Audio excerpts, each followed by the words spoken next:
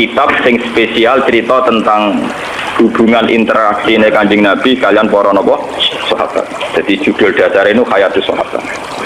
Kitab ini 3 jilid. Kula riyen beli pas tahun 2009 teng Mekah teng Maktabah Anas bin Malik napa. Riyen regane 300 riyal napa pinten. Pokoknya ini 3 jilid dan saya berkali-kali mengkaji kitab ini. Mungkin suatu saat kitab ini bisa dimasalkan di fotokopi, tapi baru saya baca semua. Teksnya banyak yang salah. Ya mergo sing nyetak tetep mergawe. Jadi ulama itu niat ngaji, tapi tak tetep napa? Mergawe. Jadi kadang ketambahan lah, kadang keliru ini. Tapi itu bagus. Orang mergawe ada kitab nyebar ilmu. Ini kalau cerita ya. Begini pokoknya kisahnya itu ngaten ben sampean ngertos punya perbandingan. Khatib bin Abi Balta'a itu tidak orang Quraisy, ya tidak orang apa? Quraisy. Ini rungokno tenan. Ben sampean nak dadi pemimpin Islam cek iku kiai, cek ketua RT, cek ketua keluarga ora karepe. Khatib bin Abi Balta'a itu tidak orang Quraisy. Dia tidak bangsawan Quraisy, juga tidak bermarga apa? Quraisy. Dia Islam sama Rasulullah. Ikut hijrah ke Madinah. Kalau sekali ikut timah. Yang jelas itu Nabi hijrah itu ketika berlatihan jadi Nabi 13 tahun. Latihan Nabi ini Mekah, gak sukses mergo Mekah glodok, kenapa? Glodok. Sehingga kabeh ulama sepakat umur nubuwah Nabi 40 tahun. Nggih, latihan dakwah tenggene Mekah niku 12 tahun, 12 luwih sithik. Sehingga orang bilang 13 tahun. Setelah itu hijrah ke Madinah. Ringkasnya cerita soal hijrah ke Madinah. Sebetulnya hijrah ke Madinah itu hijrah yang ketiga karena dulu Nabi pernah latihan hijrah ke Taif nate nang Habasah gitu apa? Nate, tapi hijrah paling sukses teng di Madinah sehingga semua penanggalan sejarah pokoknya Nabi hijrah ke Madinah. Semuanya nak rupin diterangno detail malah ra paham malah ruwet pokoknya bar ke Mekah tidak apa? Madinah, pokoknya sing roh sing gampang-gampang kok. Nah, ketika di Madinah itu di beberapa peristiwa perang, Khatib bin Abi Balta'a itu melok termasuk daerah perang napa, Bah? Badar. Ini yang perlu sampean catat. Saya ini seorang gus anak kiai, putune kiai, paling repot tuh nak ngadepi masyarakat. Ngeten iki kasusnya ngeten iki. Ben sampean tahu cara Rasulullah menyelesaikan.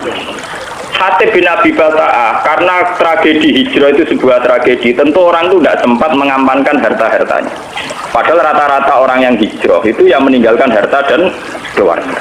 Misalnya bojone orang Islam, anak orang Islam ditinggal.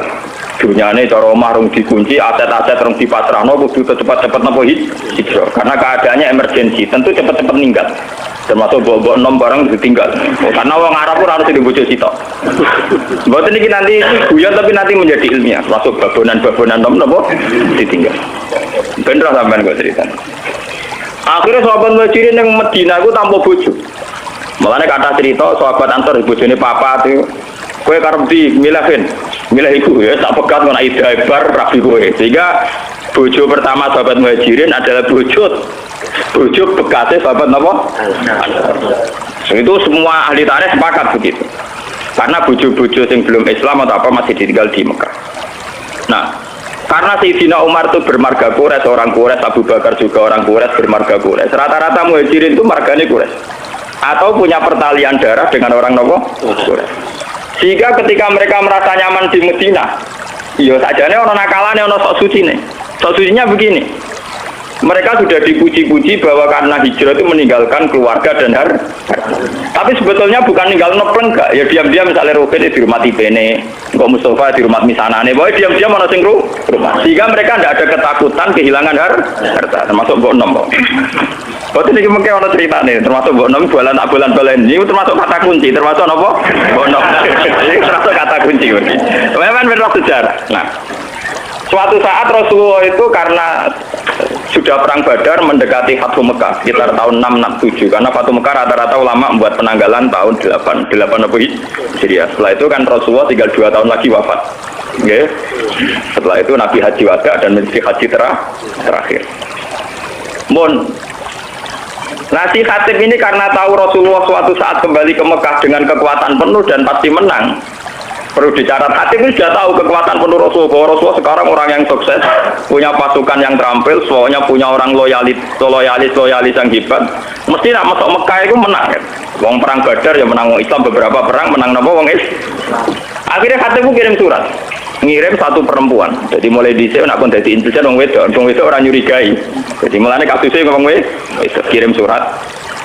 Nduk pokok iki suratno ning penduduk Mekah. Suatu saat Mekah dikuasai Rasulullah. Yaiku mitra-mitraku sing nyelametno asetku iku kandhani ben soban nak ana serangan Rasulullah frontal iku dunya aku ora dadi goni bang. Mergo ketemu kere-kere kaya Rasul itu aku dianggap napa? Aku terkenal ger perang iku sing dunya dadi goni bang, babonan dadi aman. Makane kata kuncinya aku muni babonan iki penting. Mergo perang dhisik iku pokoke untuk loro. Nak goni bang be aman. Soale sahabat itu budi-budi tak perang seneng kaya Khalid bareng. Lha niku nyata. Saiki wong seneng wae ayo delian. Nanti saya ku seneng perang. Mergo hadiah entuk amat. Utawi napa? Lane sing turunan wong bedik-bedik kaya Khalid bin Walid anak wong bedik-bedik. Ngoten kadang amat rong bagiane diambung. Lurung bagian bu ambung. Lah ora mesti bagian. Ayo di perang iku mesti to. 25 bentuk napa? Hasil si Khatib bin Abi Balta'an iki apa itu kirim surat supaya aset-asetnya diamankan. Ini kembali ke mukjizatnya. Karena Rasulullah itu seorang nabi, beliau mukasyafah. Kemudian diberitahu Jibril bahwa Khatib itu membocorkan rencana Nabi ke Mekah. Padahal dalam teori perang, pembocoran informasi itu kan satu hal yang krusial, satu hal yang bahaya. Padahal awaluman kalau ini betul, berarti awaluman yang membocorkan ini Khatib bin Abi. Paham ya? Akhirnya Nabi lewat teori, ya memang teori perang mesti begitu. Ngutus Sayyidina Ali di Raudhah Taqwa cara kene perbatasan Mekah Madinah iku ana wong sing utusane Khatib bin Abi Balta'ah. Itu bawa surat yang mau membocorkan ke penduduk Mekah bahwa kita mau ke Mekah. Walhasil rahasia perang itu nanti terbongkar. Sampai Ali dikejar, setelah hasil ternyata surat itu ada semacam pengkhianatan. Ternyata Khatib bin Abi Balta'ah, sahabat soleh yang pernah ikut perang Badar, ternyata khianat dengan membocorkan informasi itu ke penduduk Mekah. Nah, ketika sudah begitu Khatib dihadapkan kepada Rasulullah. Ini ruang tenang, dihadapkan kepada Rasulullah. Khatib, apa yang mendorong itu? Kenapa kamu khianat? Informasi rahasia ini kamu sampaikan ke penduduk Mekah. Jadi Khatib, ya Rasulullah, tiang-tiang sahabat muhajirin itu rata-rata kan orang Quraisy. Jika harta dan keluarga mereka terlindungi karena mereka bagian dari orang Quraisy. Kalau saya ini tidak orang Quraisy, jika saya harus punya mitra orang-orang Quraisy untuk melindungi harta-harta saya, ya. Karena tadi kalau ada teori perang tentu hartanya nanti jadi goni. Umar karena melihat si Khatib ini khianat dari Umar, yaitu model Umar mantan preman. Ya Rasulullah, Khatib sudah munafik, bunuh saja. Kalau engkau mengizinkan, Khatib mau saya nopo? Ini yang perlu sampean catat, ngaji di sini penting itu dawuh Nabi. Dari Kanjeng Nabi, Mar kowe ora roh pangeran. Aku sing roh pangeran. Aku roh pengumumane pangeran sapa wong sing melok perang Badar dosane disepuro. Malah pangeran bikin pengumuman ikmalu masih itu fakot gofartu. Laku wis kowe kelakuane mau oleh pokoke wis disepuro. Umar kan meriah, ternyata Khatib wis karena Khatib itu tahu melok perang Badar. Jadi dia melok untuk pengumuman ikmalu masih itu fakot gofartu napa? Laku. Wis piye wae kowe disepuro.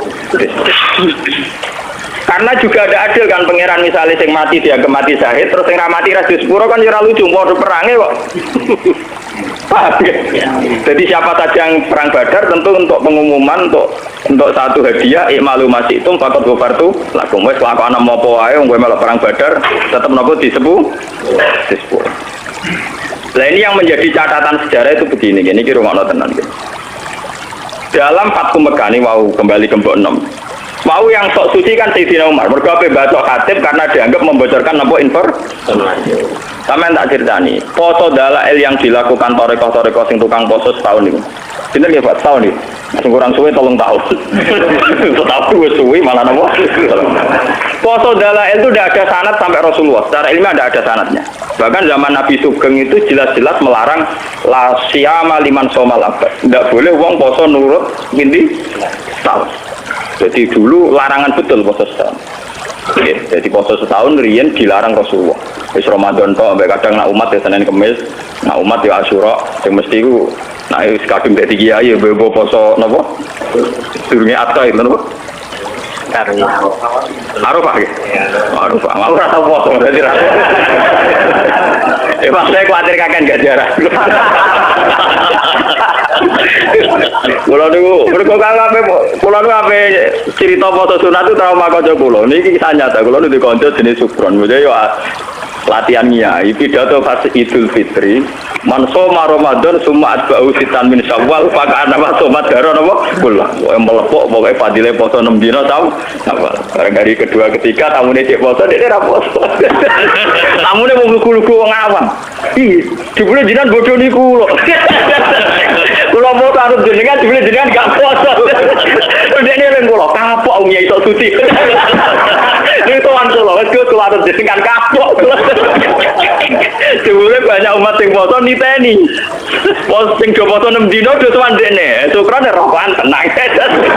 Iki jebule jenengan bodho niku lho. Kula mun foto-foto ana jenengan jebule jenengan gak poso. Kira tuan kula kuwapok kok Gus lengi tenanan kuwapok. Akhire saiki wis berpidato fadilah mulang ngono. Dene kula ki ngoten ning dindi ngomong fadilah mulang. Misale kula wiridan kalah mbek Mustofa. Nyabari melarat kalah mbek Ruhin. Misalnya kalau cerita Fadilatus Sobri alal Fakri, saya tetap kalah berukan. Wong kalau tidak ada reputasi fakir teman-teman. Mulai kisah nyata. Ini kurang tenang. Yang perlu dicatat, Umar ini balik ke foto dalail. Ketika Sulhul Hudaybiyah dan ada masalah besar perjanjian, ini masalah tarik, makanya saya ulang-ulang. Ketika Sulhul Hudaybiyah antara Rasulullah dan kafir Quraisy, itu ada perjanjian-perjanjian yang merugikan umat Islam. Dan itu saat itu kata orang-orang kafir, "Mas, kamu boleh tawaf, tapi tahun depan kamu nggak boleh mempengaruhi orang Mekah supaya masuk Islam. Kalau sampai ada masuk Islam harus kamu kembalikan menjadi kafir lagi." Tapi orang Islam yang menjadi kafir, rasa balik nomad menjadi asal usulnya kafir. Kurang ajar maksudnya. Umar marah-marah, ya Rasulullah, bagaimana mungkin perjanjian ini Anda terima, sementara semuanya merugikan umat Islam. Ini perbatasan Hudaybiyah. Perbatasan apa? Hudaybiyah. Ini rumah tenan. Muatat Umar, ya sok suci muatat. Mumpun Kanjeng Nabi perang mawon timbang ino, timbang napa? Ino dari Kanjeng Nabi. Ora marung, aku rene niat umroh, padahal niku Nabi niate napa? Umroh. Aku rene niat umroh ora niat perang. Karo dene ora nggo alat perang, Mar. Lah sing lucu, mereka di Nabi tahu disangsikan sampai belum pernah Sayyidina Umar bantah Kanjeng Nabi dan menyangsikan kenabiannya Kanjeng Nabi kecuali dalam peristiwa Hudaybiyah. Kanjeng Nabi yo duwe seni. Soalnya Kanjeng Nabi itu ketika mendekati Hudaybiyah itu Nabi kita senyum-senyum seneng. Nabi ya aneh, itu seni. Kita senyum-senyum. Tak kau Ibu Umar ya Abu Bakar. Ya Rasulullah, kenapa engkau kelihatan sumringah seneng? Barusan tadi malam. Lakot unjilat alaiya lailah suratun ahabbu ilayya mimma tolatis samsu. Aku bantu surat yang informasi ini itu sangat menyenangkan. Oh, aku luwes seneng timbang dunia saisine kamu. Nah, termasuk surat itu la tadkhulunal masjidal harama insyaallah aminina muhallikina napa ruusakum wa muqassirin. Ini surat Fatah. Bahwa orang Islam dijamin masuk Masjidil Haram aminina dengan keadaan sentuh. Sahabat itu seneng, wah iki kacil tenan, informasi kok Nabi kan gak ngarah salah. Wah kacil tenan iso tawaf, iso domek. Ternyata Sulhul Hudaybiyah ada problem. Ning rumah ana gitu Hudaybiyah ada apa? Problem. Umar di kesempatan. Lah jenengan dhewe sing critakno ayat nak kita bakal latatuna Masjidil Haram insyaallah amin. Kok malah kejadian ngeten ra iso mlebu-mlebu Mekah. Kanjeng Nabi cek jawab cek. Ya tapi ayat iku ra muni taun iki, Mar. Tapi ning ayat iku ora taun iki, Mar. Ya Pak Umar iku, Umar kotom iku sing ada wong tenan wae. Wes, tak trimo dene tak Abu Bakar. Abu Bakar jawab ngono. Abu Bakar malah luwih elek cangkeme. Ya tapi kan ini insyaallah, Mas. Kembali ke cerita, sampai ngerti bahwa sahabat itu mantap tersapian terus tenaga problem-problem sosial. Latat kulun nal masjidil haram apa? Insyaallah tuh kalau nak ngiyai mesti enak. Kok enak. Ya kan harus jaminan saiki. Betul-betul lah repot. Nak sobete ra barbar. Nganti mati tenan. Nah, ini walhasil terus. Itu Umar saking mangkel di luar kendali sampai keterucut meninggal. Ketika informasi itu di luar dugaan, dia kan nafsirkan kalau aminina ya sekarang gitu, kenapa? Ternyata tidak jadi sekarang. Jawab Umar sampai Nabi ditanya gini di luar kendali. Alas tak Rasulullah, tapi engkau tetap Rasulullah dan masih Rasulullah. Aku kok jelas kaget sesuatu. Maksudnya biasanya nggak informasi kan cosmeng. Nah kali ini melenceng berarti alas taruh. Jangan-jangan kau sudah ada Rasulullah. Umar saking dari Nabi nggak emosi. Ya aku tetap Rasulullah. Lah semua informasi dari engkau mesti benar. Iya mesti benar. Tapi kenapa ada jadi masuk Mekah sekarang? Ya mergo ora ono tahun ini dari Nabi jaga mergo ora ono jaminan. Walhasil Nabi menerima konsep Sulhul Hudaybiyah dan akhirnya Nabi kembali ke Madinah tanpa terjadi umrah. Sampai 2 tahun kemudian baru terjadi apa? Nah itu Sayyidina Umar akhirnya nyari anto poso dalan. Buar ini Madinah dia suwadah. Jebule ngotot bantah Nabi dia ora kangen Ka'bah. Duwe buat sampe jadi dia ngotot bantah Nabi ora kangen Ka'bah. Munamuni apa tuaku ora ono pikiran tuaku ora ono. Mergo kangen mbok enom sing suwi ra dikumpul. Saiki wis itu gerbang Mekah. Lah iya gara-gara kangen mbok enom kok aku bantah Nabi ngantek ngono, paham ya? Terus dia sumpah-sumpah pe poso setahun. Mulane poso setahun niku sanate dalil ila Umar radhiyallahu anhu. Iku ngaparoi ngempet mbok enom. Nganti bantah sinten? Mulane terus dadi mitos nak poso dalil nyebur dosa. Mergo dosa bantah Nabi kelebur, meneh dosa ringan-ringan kemana. Niku ceritane. Sehingga Umar lah awaluman sing mensyariatkan poso napa? Gara-gara mangkel. Gara-gara mbok enom wae dekne bantah Kanjeng Nabi modho ni Ka'bah. Engko sithik-sithik meneh kangen tawaf. Kan ning uteke dhewe ora ono kamus tawaf ora ono. Paham ya? Kamus tawaf mboten en. Lah niki balik teng Khatib bin Abi Balta. Khatib ini pula juga di mbok enom di keluarga. Paham ya? Nah mulane kula ini yang kaitan dengan saya dengan para anak-anak kiai. Mesti sing waras sing gelem mikir agama. Niku memang kesulitan. Misalnya saya ini hafal Quran, saya ngapalkan hadis. Sampai sekarang saya masih belajar, masih berburu kitab. Masih berburu kitab. Dan saya menikmati belajar agama, nikmati mulan.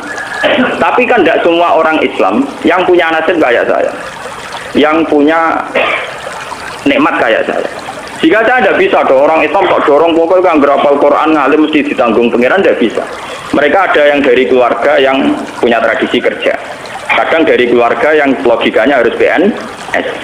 Dari keluarga muslim yang baik tapi logika wong kudu nasibnya jelas, duit toko, duit pekerjaan dan sebagainya dan sebagainya. Ini harus kita maklumi. Harus kita nopo? Maklumi. Kalau tidak nanti Islam ajur-ajuran seperti ini.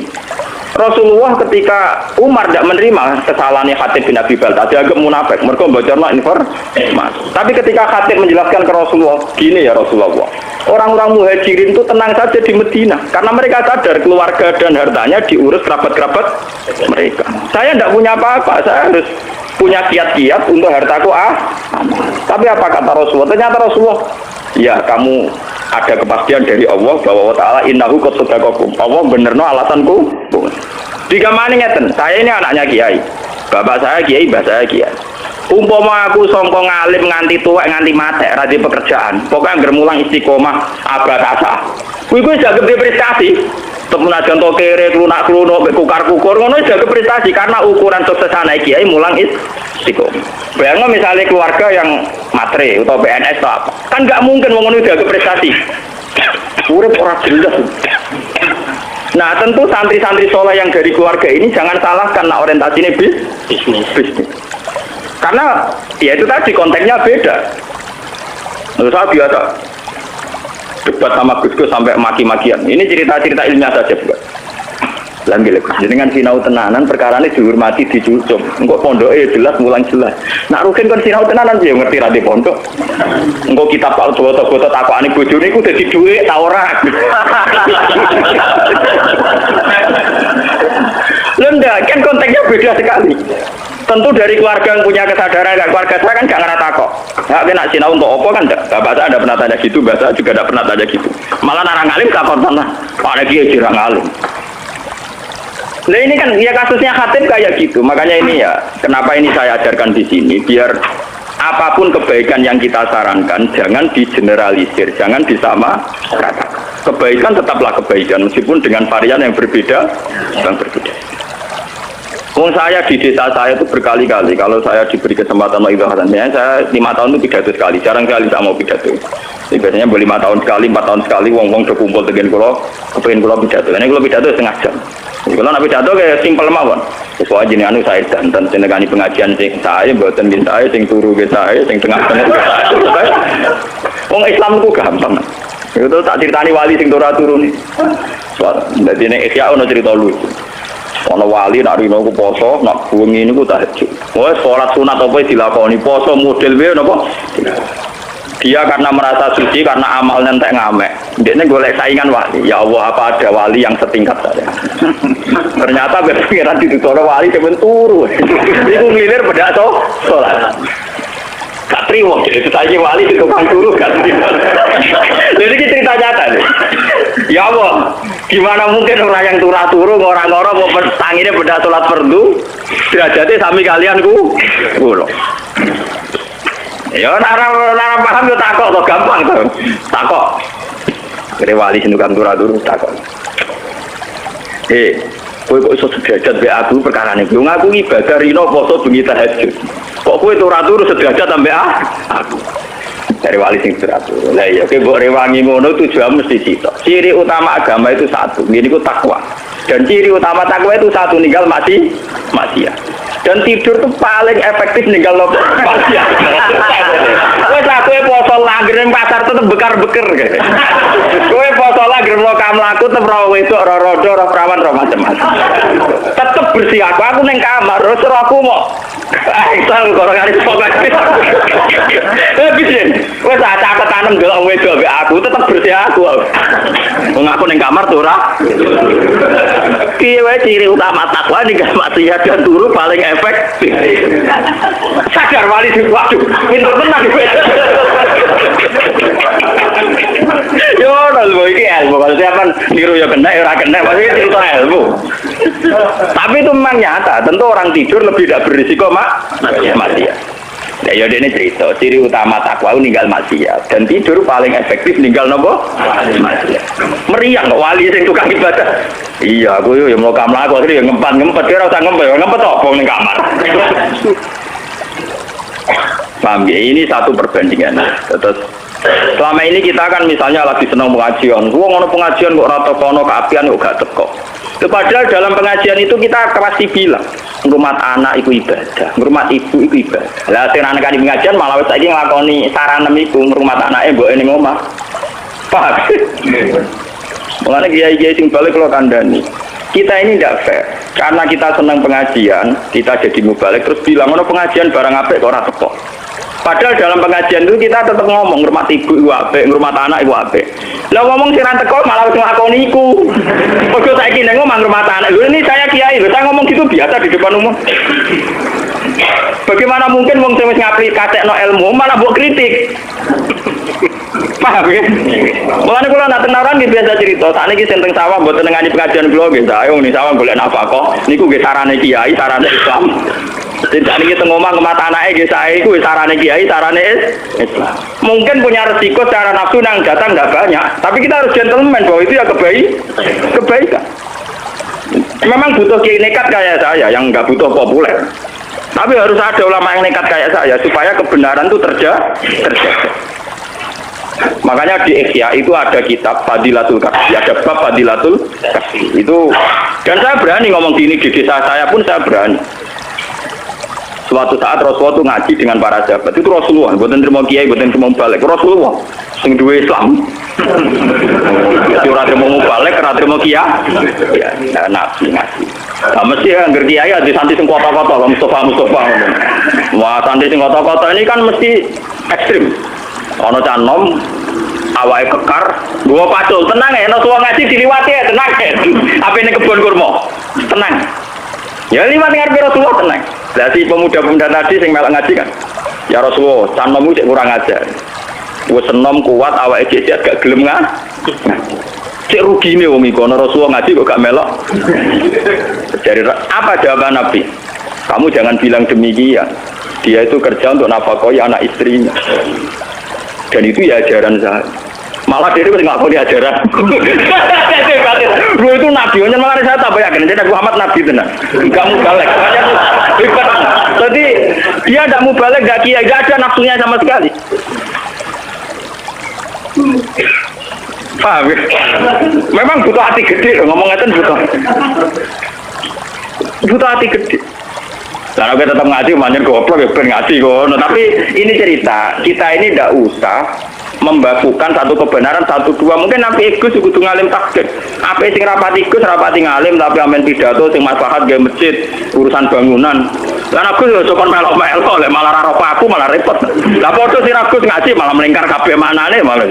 Ini kan urusan pembagian apa tuh? Tugas. Makanya Sayyidina Umar disalahkan oleh Rasulullah. Kamu jangan begitu. Ternyata Khatib bin Abi Balta'ah punya pertimbangan tertentu. Umar sing sok suci tadi ternyata pertimbangannya bodoh. Terus dia mau angkel abe awal dewe terus foto nopo adalah gue ngaparoi bantah Nabi demi bodoh. Semenjak niku terus dalail jadi syariat. Malah ini sanad dalail sebenarnya terputus sampai Umar. Yang persisnya dalail foto setahun terputus sampai sinten Sayyidina Umar. Bahwa kemudian ada hadis umum tentang Umar. Gini kok alaikum bisunnati wa sunnatil khulafair rasyidin al-mahdiyyin addu 'alaiha bin nawajid. Jadi sebenarnya kalau persisnya foto setahun itu hanya sampai Umar, paham ya? Karena Rasulullah melarang foto nopo setahun. Tapi karena Umar punya pikiran tertentu untuk mengkafaroi dosanya, itu sah adanya. Ya tentu menghindari yang haram-haram kayak ayam mutasyrik terus. Napa? Idul Fitri tanggal 1, ya itu kan itu pakem ya kalian kayak gitu-gitu terus. Sebagian ulama nambahi ayam musyak kayak tanggal pinten antara 30 dan apa? Tapi itu sebagian ulama. Sebagian liane tenang mawon. Mergo terus kaduk. Jadi orang ulama yang mengharamkan puasa yaum musyak berarti tanggal pinten 30 atau 29. Sebenarnya yang potensi jadi tanggal 1 Ramadan. Lah ulama sing mengharamno aku setuju. Setuju kula iku ben malaikat itu jelas. Saake malaikat menyen agak diharamno. Saake malaikat begini, kita-kita ini kan misalnya tahu palak ya. Sekali 1 Ramadan itu kan harus puasa atas nama Ramadan. Kalau orang yang biasa dalail tidak pernah jeda dan itu terjadi sak, misalnya orang khilaf Ramadan itu apa Senin apa Ahad, orang masih nopo khilaf. Tentu aturan fikih kan itmam. Itmam misalnya nunggu selesainya 30 sak. Ya 30 hari ya, minggu dia 30 hari. Ketika itmam selesai kan dia mau tidak mau harus bagian dari Ramadan. Tapi itmam kan juga ada masalah. Sekarang fikih-fikih modern itmam itu ada masalah. Masalahnya gini Pak. Misalnya saya meyakini Sa'ban itu sudah itmam 30 hari. Itu masalahnya kan penanggalan 1 Sa'bannya saya misalnya Ahad. Coba bagi orang yang awal nanggali Sa'ban itu Senin. Itmamnya kan yang mundur gitu. Paham ya? Makanya di fikih-fikih modern sekarang istilah Ramadan ditoleransi sampai 4. Itmam itu tidak menyelesaikan masalah karena kalau ngitungnya dari Sa'ban sudah beda. Paham ya? Selama ini kalau kiai-kiai pidato kan hanya cerita, "Oh, nak bingung yo gampang, pokoknya fakmilu idata Sa'ban salah dina yauman." Loh, tapi salah dina yauman yang awal Sa'ban besok. Paham ya? Loh, nggih lho. Paham Mas Bu ya? Salah dina yauman Sa'ban jebule sing sitok misalnya Mustafa ngitungnya Ahad, sing Rukin ngitungnya Senin. Tak tetap ikmalilah mundur kan? Nah, orang yang biasa gak poso kayak aku gak bingung no malaikat. Karena jelas catatannya bahak poso. Karena yang biasa poso dalail malaikat ini dicatat bagian dalail apa Ramadan kan. Paham gitu. Jadi kadang mau ibadah ora diperhitungan saking malaikat. Mergo niki bingung no. Mulane rata-rata ulama, jumhurul ulama mengharamkan yaumus syak. Aku cocok. Mau ana poso sekarang lu cocok. Mergo ya mergo ora usah poso niku maksudnya. Mergo ora usah napa? Poso. Loh karena memang membingungkan. Nah, sebagian ulama mengatakan ya baik cerita ilmiah ini masih cerita sahabat. Termasuk zaman sahabat kata Ibnu Abbas, kata sahabat-sahabat sing hati-hati. Ya sahabat riyen wonten sing alim bedhik, kados kula niki kathah. Alim tapi di perhitungan wae seneng sing haram-haram poso seneng. Mergo wis ora poso untuk ganjaran. Mergo ciri utama haram nak ninggal kan ibadah. Jadi sing poso iso ngenyek kuat. Goblok kowe poso. Poso yang musaku haram mbok lakoni. Kowe poso untuk dosa. Wis poso untuk dosa. Aku wis ra poso untuk ganjaran wong ninggal barang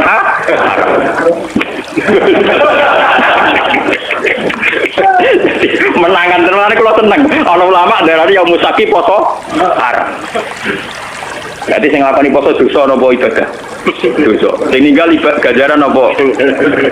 Mana aku seneng mbek ulama sing darani haram. Nah, terus ulama-ulama sahabat sing soleh-soleh kate Ibnu Abbas Ibnu Umar debat. Sebagian sahabat darani, ya musak tetep pasani wae. Piye wae ya musak itu potensi bagian dari Ramadan. Sebagian sahabat cara berpikir lebih baik saya puasa tidak bagian Ramadan saya berikan ke Ramadan daripada faktanya ya musak sebetulnya telah Ramadan dan saya tidak puasa. Paham ya? Bolak-balik sing dalane keliru meneh. Kenapa yang keliru meneh? Kalau yang biasa gak puasa kaya aku terus poso pangeran pirsa. Gak mesti wedi ra nglakoni Ramadan. Tapi nek sing biasa dalail, rutinitas to ora. Kan mergo mlebu ning rutinitas. Potensinya salah lagi. Mulane ana ulama sing nyiasati dalailu kon nilangno, kon ninggalno sedurunge rong dina ya mus. Mergo yang ngoten niku resiko napa? Resiko antara rutinitas dengan meyakini bagian dari nopo. Nah bolak-balik nak dua pendapat ekstrim di fikih biasanya yang ketiga terus nakalan. Sok bijak tapi asline nakalan kok untuk pendapat loro. Paham ya agak tunggal tengah-tengah mergo ra melok debat. Nah terus ana ulama sing ketiga cerita khusus bagi mereka sing duwe adat poso. Cek dalail, cek Senin Kemis, ketika hari rutinnya puasa jatuh pas barengan Yaumus Syak, maka tidak jadi haram. Tapi sebenarnya masalah itu tidak selesai. Kalau tidak jadi haram itu mewakili Ramadan, itu mewakili dalail. Tetap nggak ada malaikat PR, tetap nggak ada malaikat apa? PR. Paham ya? Dan itu dulu zaman sahabat itu sudah diperdebatkan. Mohon kalau balin malik ya cerita kitab. Jadi Khatib bin Abi Balta itu punya masalah sosial yang beda dengan para kebanyakan sahabat. Jika harus dimaklumi. Sama seperti saya sekarang rasanya jadi kiai itu ngoten. Kalau kita tidak punya pondok salaf sing spesialis ngalim wong tahqiq, ya ora ana wong ngalim tahqiq. Soale pondok nak kurikulum, golek wong ngalim tahqiq kange. Tapi ketika kowe anti ijazah, yo repot. Tidak semua santri kepengen ngalim tahqiq karena dari keluarga yang tanya ijazah. Dan sebagian santri ya ora kepengen ngalim tahqiq. Wong entuk ijazah, wong umpama mondok salaf lah tetep ora alim tahqiq. Lah jenis ngene ra angel rumah tangga. Misalnya kalau rukun yo ora alim tahqiq yo ora ijazah. Bar kok Banyuwangi terus go bojo gitu. Yang ora reputasinya sudah gitu. Dan itu wis dilemong tuane pira-pira cowok enggak golekno ya sudah. Ya sudah kebaikannya dia, suksesnya dia ukurannya bermodok untuk bojo. Ya sudah gitu. Kita tidak bisa maksa orang kebanyakan kok pondok ikut iso maca Bukhari Muslim. Ya kadang kita hanya misalkan pokoknya sholatnya madhep ngulon, kita enak salam yang ngalor sih ya sudah. Terus pakai ukuran-ukuran gitu. Paham ya, ini penting kalau aturakan. Ternyata Rasulullah piyambak cara pandang begitu. Khatib bin Abi Balta dimaklumi karena setiap orang pasti punya kodrat, punya insting, punya fitrah untuk melindungi harta dan keluarga. Paham ya? Sehingga ketika Khatib bin Abi Balta bahkan dianggap mengkhianati Rasulullah, dimaklumi oleh sinten Rasulullah. Umar yang sok suci begitu dalam konteks Khatib, ternyata beliau juga punya kesalahan dalam sulhul Hudaybiyah. Ternyata dia kangen Ka'bah, kangen bon. Lawan yo repot. Pas kalau dolan ning kanca, pangeran yo pirsa dolan ning kanca silaturahim. Sebagian yang ngindari wong judes ning omahe. Iku rahasia umum pangeran pirsa. Niat silaturahim mbok kadare piro. Tapi nak ngindari jatah blojo karuan. Timbang esuk-esuk mari tukaran bebas silatur. Mau nak bojo sore kan biasane separatus setan ilang mulai. Mulai bojo wis sadar. Kok itu Pak kok gak ketok-ketok mlaku-mlaku. Jajal munculnya setengah pitu esuk keranyam. Banyak kebaikan sing subhat ini pirang-pirang. Kebaikan sing napa? Subhat. Sawangane kangen Ka'bah. Jebule plesir ngono wae. Jadi ini terbelit masalah korupsi. Kurung-kurung nak nimul tajam, dongo mustajam. Nak menawa bebas kok korupsi, moro kabeh. Jadi kabeh delok-elok. Nak menawa iso nyapati terus bebas engko napa? Terjerat napa? Ini kabeh kayak khawatir ngadepi wong ngono. Ya itu kan sudah gitu itu ya kayak kasus Sayyidina Umar kok tadi. Umar wong soleh tenan dikafari poso setahun apa ngomong gelem. Paham ya, jadi ini ben sampean ngertos. Kenapa saya milih kitab Hayatus Sahabat ya? Kalau kitab-kitab tasawuf kayak Hikam, kayak Ihya itu dikarang orang-orang yang sudah dekat Allah tapi tidak mengalami kasus sosial yang nyata. Beda dengan Rasulullah, beliau seorang sufi, seorang ahli ilmu hakikat tapi ngadepi konteks sosial yang berbeda dan beliau harus dihadapi. Itu kan ngeri betul. Beliau atas nama pemimpin besar dan atas nama profesional urusan militer, informasi memang nggak boleh bocor. Sehingga beliau serius sekali ngutus sahabat untuk menangkap utusannya Khatib bin Abi Balta'ah. Dan itu kalau dalam teori militer bisa dibunuh Khatib itu, karena membocorkan informasi. Itu secara teori militer. Tapi Rasulullah kan tidak hanya militer, tahu teori militer. Beliau juga seorang nabi yang pemaaf. Sehingga atas nama nabinya beliau harus memaafkan. Berarti beliau sudah melakukan dua hal. Atas nama teori militer harus mengamankan informasi, nggak boleh bocor. Sehingga Rasulullah ngutus sinten Ali untuk mengamankan surat yang rahasia. Tapi atas nama Nabi beliau harus memaafkan. Bagaimanapun kesalahan itu tidak kesalahan fatal. Itu kan tidak gampang. Itu kali sama dari kiai. Di satu sisi pelaturan pondok harus ditegakkan. Bocah nyolong kudu diboyong, misalnya. Bocah pacaran, yang teman kudu diboyong. Nah tapi misalnya kita koi pangeran, Pak Yai. Kau tak ada tiada kiai berdadani, wong ngerawang ambil berdadani malah boyong merasa berdadani wong boyong. Memang itu menjadi perdebatan para kiai. Sampai sekarang semua kiai soleh yang saya temui itu punya nurani mesti paradigmnya di situ. Lha Gus pondok ora ono pelaturan ora mungkin. Tapi ketika pelaturan dieksekusi secara ekstrim, itu ya ora khase kiai. Ya. Saya ini kecil saya mondok di pondok besar itu saya pernah ketua pengurus. Itu paling pernah suatu saat misalnya ada anak itu maling diboyong. Ketika diboyong ketemu ibunya, kebetulan bapaknya itu di sawah. Wah Gus betul teng pondok maling, mungkin anak kula dibuat kalian bapak. Wong kula pondok, kula mun ngertos anak kula tukang nyolong, dadi kula pondok ben mari. Lah nek jenengan boyong ya terus nyolong terus mau. Dan itu ngomongnya seorang ibu yang tulus. Kula tuh ngertos Gus, nak penyakit anak kula niku nyolongan. Mulane kula pondok ben mari. Piye ndak cukup. Kan tidak mungkin pondok tanpa pelaturan. Pelaturan tidak apa-apa terus kan tidak mungkin.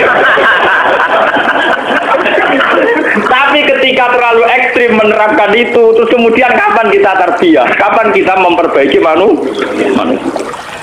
Nah pada kurikulum saya tidak penting bayar bar. Sekolah kurikulum jangan aturannya lebih jelas. Jadi kriminal atau orang, nah kriminal dilapor polisi biasa mode. Ya sudah begitu. Lah Rasulullah itu yang alami kayak begitu. Termasuk ini cerita seterusnya ini yang enggak masuk di fotokopi tapi kalau terangkan. Suatu saat ada orang pencuri. Ini kalau terangkan sing di halaman 173 guys. Yang enggak ada di jaringan tapi tulis saja 173 Hayatus Sahabat juz 2 nih. Suatu ketika itu ada orang mencuri. Ini rumah tenan. Ketika mencuri dilaporkan ke Rasulullah karena sudah memenuhi syarat dipotong tangannya karena melebihi 1/4 dinar. Itu sama Rasulullah itu ketika diputuskan bahwa ini mencuri betul, saksinya juga betul-betul meyakinkan kalau mencuri betul. Rasulullah sebagai imam memutuskan tegakkan had. Ya tegakkan apa? Had. Tapi ketika eksekutor cara saniki al-bojone mau memotong tangan, Rasulullah itu berpaling fakaan nafi wajhi asabun. Nabi itu susah sekali. Susah terus buang muka terus. Bahkan sebagian riwayat yang memiliki seakan-akan wajahnya Nabi itu ditaburi debu. Saking tersinggungnya, Nabi kelihatan tersinggung. Ketika para eksekutor mau mutus tangan, Nabi kelihatan tersinggung, marah, ngempet marah. Sehingga sahabat-sahabat yang di situ, ya Rasulullah, engkau itu Nabi dan ini khat juga sesuai perintah Quran. Dan engkau juga menyuruh khat. Tapi kenapa engkau kelihatan tersinggung, kelihatan susah? Terus jawabnya Nabi gitu. Pakai fala ahzan, pakai fala abdi, wa umati tu kau bela asurikum. Lu aku rasa susah piye, iki ku santriku umatku, tangannya diketok ning ngarepku, kae ora ngergani aku. Akhirnya sahabat-sahabat itu, ya gampang tuh ya Rasulullah, ya rasa diketok. Sahabat ya nakal-nakal. Ya gampang ya Rasulullah, jenengan sepura mawon rasa diketok. Terus jawabin Nabi apa? Zaka sultanusu'in ini kula waca nggih. Zaka sultanusu'in allazi ya'fu 'anil hudud. Walakin ta'aful hudud bainakum. Lho nak sebuah kriminal sudah dilakukan dan harus dihukum, kudu dihukum. Nak mutusno di sepuro zaka sultanun apa? Itu imam yang jelek satu hukuman kok dibatal. Tapi apa urusan Rasul? Gak, aku sebagai imam tetap diketok. Walakin ta'afu bainakum. Iso ora diketok, tapi hukum dasar ketok kudu diilangi sih. Akhirnya wong sing rumangsa dicolong, ya Rasulullah, sing kemalingan kan kula. Sudah saya maafkan. Ya ngono jangan. itu hebat. Lho coba. Kiai saiki kok dadi nabi meriang tenan. Lho paling enggak kalau kayak saya kan tetap roh kabeh. Maksudnya tak ceritani, dadi nabi ku berat tenan. Jadi Nabi memutuskan kon ngetok, tapi ketika itu tolong ngetok, Nabi kelihatan tersinggung, susah kan? Itu apa sing nakalkan? Gampang tuh ya Rasulullah. Kan jenengan ngoten ora samawon ora diketok. Nabi itu sultan usuk. Itu imam yang buruk sekali karena ada hal yang terbukti salah kok ora ono hukum. Tapi hukuman itu iso mbok batalno. Walakin ta'afu bainakum. Ya asal sing duwe hak nyepu. Sehingga teori hadis ini pula yang mengilhami hukum-hukum fikih seluruh dunia. Kisos wong mateni ruhin, misalnya kudu dipateni. Tapi nak keluargane ruhin nyepuro hukum kisos daja. Masalah maling ya gitu, kisos juga begitu. Kecuali zina, kowe nyelingkuhi bojone wong. Terus sing lanang rido wong edian. Jadi ora ono hukume edian ora. Tapi aku mergokok. Iku ora contone. Kecuali cerita-cerita ning kota-kota gede sing edan-edan niku. Wah, iku ora ono kebarane mulane kula niku wis ngalim ngene cek kalah mbek kanca kula. Gus kula nang ngalim kalah mbek jenengan, Gus. Tapi nak guyonan hukum tetep pinter kula. Dene sauri-uripe ngaji mbek kula, tapi nak urusan guyonan hukum menang dekne. Manjen ra ngalim kan uteke akeh. Ngene nate tangkel kula. Gus, jenengan tak bedhai, nak iso lho Gus. Kaya nak ngalim kula ngakoni kalah, saya nek iso jawab niki. Dosa napa sing Allah ya ora seneng, setan ya ora seneng. Umumnya dosa kan setan seneng kok.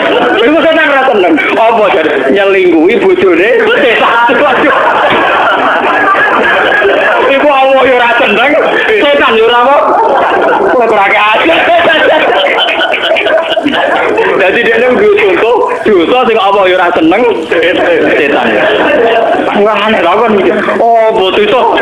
Iku nyelingkuhi. Iku Allah ya ora seneng piye wis zina. Setan ya ora seneng ya bojone. Allah karim. Mulane saiki terus mulane minuman keras nek diombe wonge mati ditekek setan. Wong minuman setan diombe. Setane gak trimo. Allah ya ora seneng perkara minuman setan. Setane ya ora seneng. Ngombene dipek. Mulane hukumane berat jane mati ya. Kok Allah ya ora seneng. Kok nak maksiat setan seneng jane setan nulung. Iki lah ora nulung mergo mangkel minumane dientek. Saya kok apik utekam lha ya Gusti ora ngalim kudu ngembangno ngene iki. Nek niku sing nyarano kula, wis Gus ra usah dadi wali papan atas, ora usah dadi wong saleh nemen-nemen ora enak. Lah ora enak. Kok nek ning swarga bareng Nabi Ibrahim Muhammad ra iso rokokan. Soleh biasa-biasa wae kok tetap awor kula santai Gus. Juga jare nak soleh nemen keluargane awor Nabi meriang gitu maksudnya. Wah sungkan aku gila-gila terus kan. Gak enak. Jadi keluargane biasa wae kok nak kangen Nabi sowan. Lah itu carane yo soleh yo nemen-nemen. Kira-kira Tapi udah ini wijune rasional urusan ngono. Apa to kitabe blogger tapi nak urusan ngono dan. Ya muga-muga rezeki utak ngono iku. Bang, terus ini memang kenapa ini saya dari rumah niati bahwa kitab ini difotokopi. Memang kita sebagai tokoh agama repot ngadepi fakta-fakta sosial sing macam.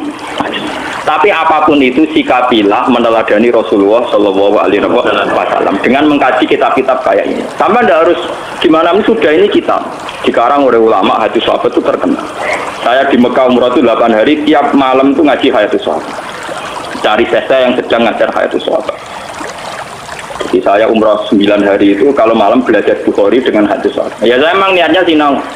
Kalau wiridan ya kuat, jadi berkonco-konco nggak umroh lagi, nggak bisa naik cukup mas, sinau aja. Karena pikiran saya sederhana, saya ini ulama, orang takkan umroh bolak balik. Wah ulama ya benar kitab Iqra Bismillah, orang nih Quran dimulai tuh bilbedi orang pertama yang kon mojo. Nabi Adam pertama digawe wa alama Adamal asma. Berarti semuanya itu dimulai dari unsur ilmiah. Orang cerita liane ilmiah, tapi ulama, jadi sebenarnya sinau. Lala kesampean. Kabar-kabarnya kalau di depan Ka'bah itu orang tidak boleh bawa kitab karena Wahabi itu ekstrim. Selain yang baca Quran biasanya nopo di juhura kalian naskar-naskar. Nah, kalau ya goblok. Kalau kitab kayak Bukhari itu kan standar dunia, orang Wahabi juga mah. Jadi kalau saya jam 2 itu belajar Bukhari sampai subuh. Ya gitu kan sepi. Ya karena belajar wong alim itu wakil kan gak boleh rujuk, gak boleh makno. Orang yang belajar Mustafa ya boleh kamus. Mujid gak kena kamus terjemahan. Ya repot-repot. Malah kabeh sing bingung piye riwayat. Jadi kalau malam itu belajar jam 2 sampai subuh. Biasanya santri-santri sarang yang di sana ikut ngaji. Meskipun sudah mondok di Mekah ya, kalau ngaji lagi sama jenengan, memang dulu muridnya saya ketika di sarangnya ngaji lagi Bukhari. Sehingga saya pas di Multazam itu hanya berdoa, ya Allah, saya ingin mewarisi Rasul Engkau yang Engkau titahkan, Rabbana wab'ats fihim rasulam minhum yatlu alaihim ayatika wa yu'allimuhumul kitab wal hikmata wa yuzakkihim. Bahwa Rasul Muhammad itu disifati Quran itu hanya tentang ngajarnya. Seorang Rasul itu apa? Rasul adalah orang yang mengajarkan kitab Quran. Wa yuzakkihim wa yu'allimuhumul kitab wal hikmata wa yuzakkihim. Sehingga seorang ulama kalau warasatul anbiya ciri utamanya itu hanya ngajar. Bahwa kemudian wajib haji, nanti tafsir wajib. Ini gue. Ya kayak kula mari kadang wah ya repot. Kalau di cara melarat malah enak mikir kaji. Kadang ditetir mampu napa? Nah rugen kula takok, wah kula ora kepikiran blas wis ora wajib. Oh, sekali pikir gowo-gowo. Tapi memang ya, kalau ulama itu watak dasar yang wajib enggak bisa dihindari itu mulang. Karena ketika Nabi Ibrahim itu ingin punya anak cucu yang jadi rasul, itu berdoanya Rabbana wab'ats fihim rasulam minhum yatlu alaihim ayatik. Harus ada alaihim. Setelah dia alim Quran harus dibacakan ke orang banyak. Kayak saya ini dibacakan ke orang banyak. Yatlu alaihim. Jika hubungannya ulama dengan umat usahakan hanya hubungan ngajar. Dan itu saya praktekkan. Saya di Bojonegoro habis ngajar ya pulang. Di sini habis ngajar pulang. Jarang saya nimba tamu. Sekali ulama di luar mulang hubungan dengan masyarakat setengah dukun. Sing marat njundungano jembar rezeki ini, sing buka toko ya ben penglaris. Paham ya sing dudo-dudo ya ben nang payura. Itu udah harus ulama sekali bersaya sing nangani ngono-ngono iku, Pak. Selain aku ya ora duwe donga-donga sing iki buka toko, iki buka pom, iki ora duwe ngono. Wah, nek sing kiai ngoten wae ono ae dongane. Buka toko ben laris. Pisti wae si bos wae akad lebih apa kok. Sesuai wae ono cara-carane mbok piye. Mungkin dia ra toko kok carane. Ana-ana.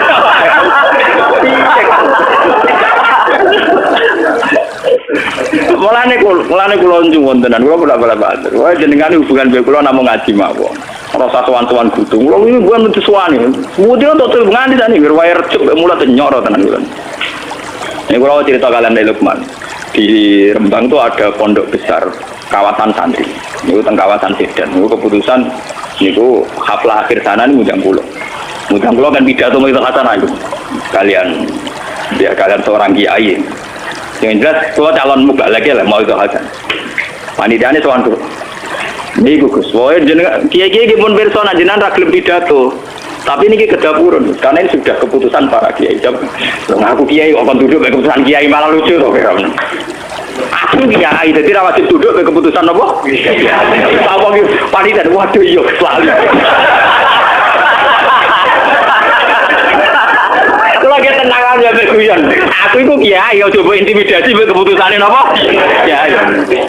Dikandakno ning para kiai sing mutusno. Jare Gus Pak sendiri juga napa? Akhirnya kapan-kapan ketemu be ketua kiai. Wah aja teh cangkem. Wah aku ngundang kowe ra mergo saking takzimku ben wis piye ben ngomong kene untuk barokah ngalimmu ngene-ngene. Aku tuh rabakat. Nah sebetulnya itu ya baik, macam nak sing mun bakat pidato nggih monggo nak rezekine kok menapa? Tapi nak sing kados kula nu ampun diundang. Di bangkaman kecewa, orang pulang balik, ingin tamu ke situ foto, Gus niki kudu jenengan pidato situ foto. Kalau mau ado sowan mriki mosok boten jenengan turuti. Jaman kula enak. Padha aku nuruti kowe para gono madoh to. Kowe aneh-aneh. Aduh kon ngregani aku dari situ foto Rembang wadol. Aku nuruti kowe ya adoh marane gono. Lah nek mentolo ngel-ngelo kiai emang. Mboten Gus mboten. Nyuwun barokah mawon. Oke, nggih kula kapan-kapan kalian pengurus pondok mriki mon sowan ngaji. Ha ngono apik, waras ya. Jadi memang saya itu bukan bapak ya. Artinya ya kalau yang bakat pidato nggih monggo, sing bakat mubalagh nggih napa monggo. Tapi sing bakat ngalim yang statistik yang terdokumen kayak saya sudah begini saja. Biar ada tradisi setiap ilmu itu ada marojek. Saya itu kalau ngaji saya tahu wong kok rukin ngomong apa percaya umpamane ra paham. Tapi tetap tak dudono kitabe. Meskipun aku ya ora yakin orang sing takok rugen Gus Pak mulang kitab apa ya ora takok. Tapi secara akademik, standar akademik sebuah ilmiah harus ada rujukan. Dan rujukan harus diketahui kitabnya apa, halamannya berapa. Jadi sama enaknya. Paham ya? Makanya yang bakat kayak saya sudah begini terus, mungkin sampai mati. Tapi nak mati ini suwe-suwe kan ya suwe-suwe itu kan. Mungkin umur suwe-suwe lorong. Kalau niku mau umur tua gara-gara trauma. Jadi Nabi Ibrahim itu suatu saat donga, dia ya tahu keliru donga ya tahu. Kayak Nabi Ibrahim lah, ya Allah kalau kepen umur panjang, nggak pengiran lah dijawab. Betul apa? Nabi Ibrahim umur panjang, nggak pengiran lah dijawab. Suatu saat dia ditamu wong tua, untungnya wes rono tua nono. Disukai kormo benak apa? Anggur sungus wapam sing semateng nih. Tiap dipangan meler sebelum menit. Nabi Ibrahim itu sampun Gusti waktu buka rembutan situ. Dene kuatir meler. Jadi pengiran ora dijawab. Ora satu wong tua. Ora ono untune mangan apa? Anggur ono aire to. Ono kan. Lha ku ngerti pangan meler ceblok meler. Langsung ya Allah kudu tiga. Terus akhirnya alami mau Gusti. Saya kowe kepen tuwa barang kok lha opo? Santri ra duwe putu bosen ngrumat, bojo judes.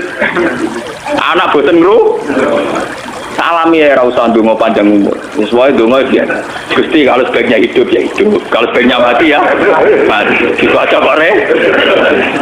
Memang ajarannya Nabi Muhammad kan gitu. Ini makanatil hayat khairan li. Wa ta'afani makanatil wafat khairan li. Nabi kan ndonga, ya Allah hidupkan kami kalau hidup itu lebih baik. Matikan kami kalau mati itu lebih baik. Gampang bahasa ini urusan pengiran itu gampang.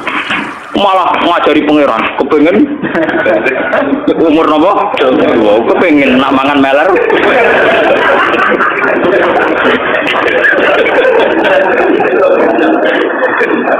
paham gitu. Terus ini tengah-tengah gitu.